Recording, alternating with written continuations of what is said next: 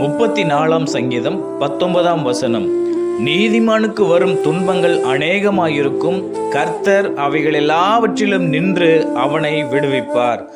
ஆம், என கண்பான தேவஜனமே, நீதிமானுக்கு எவ்வளவு துன்பங்கள், பிரச்சனைகள், போராட்டங்கள் வந்தாலும் நிச்சயமாக கர்த்தர் அவைகள் எல்லாவற்றிலும் நின்று அவனை விடுவிப்பார்.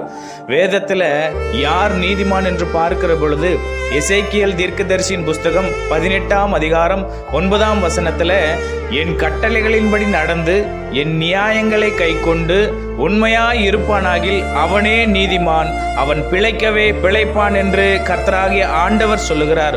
ஆமாங்க, நாமும் கூட நம்முடைய வாழ்க்கையில ஆண்டவருடைய கட்டளைகளின்படி நடந்து அவருடைய நியாயங்களை கைக்கொண்டு கர்த்தருக்கு முன்பாக உண்மையாய் இருக்கும் பொழுது நம்மையும் நீதிமான்களாக மாற்றி நம்முடைய எல்லா துன்பங்களிலிருந்தும் நம்மை விடுவித்து ரட்சித்து ஆசீர்வதிப்பார். ஆமென்.